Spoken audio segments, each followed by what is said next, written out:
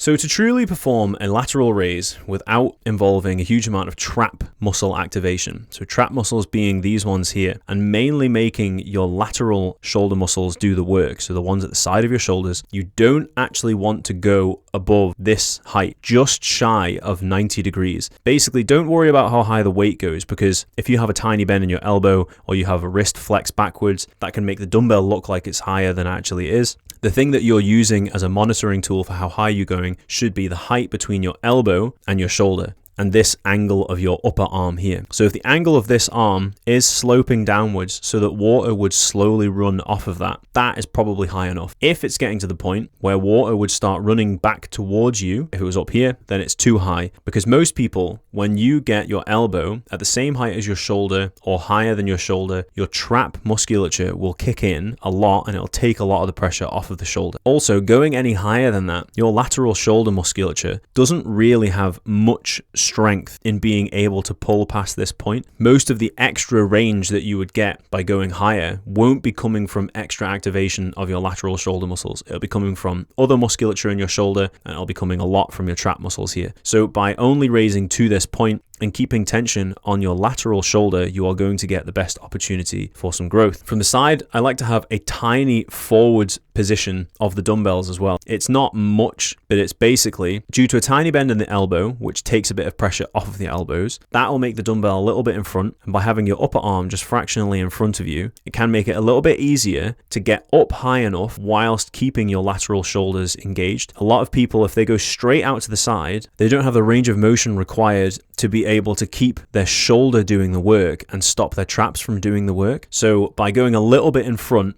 for most people who do powerlifting or any kind of strength training, your trap musculature is already going to be developed. And so by getting into positions that reduces the potential for that to kick in is going to benefit you. So by having your arms just slightly in front of you, it potentially negates some of the trap musculature activation. Also, if it's your first time doing this, I suggest going really, really light and only going up to this height and adding like a 1 to 2 second pause at the top. And sometimes as well, it can be beneficial to not go all the way to your side. So realistically, if you think about what your shoulder muscle actually has to do, from here to there, the shoulder muscle is doing it, but the actual load on that shoulder muscle is very minimal. It's only as the dumbbell comes out and it's moving further away from the pivot point in relation to where gravity is acting on the dumbbell that it's actually going to be adding some kind of load. If this is the very, very first time doing this, literally raise the dumbbell to here, add 1 or 2 second pause at the top, and then only lower it back down to there, or maybe even about here. And as soon as you feel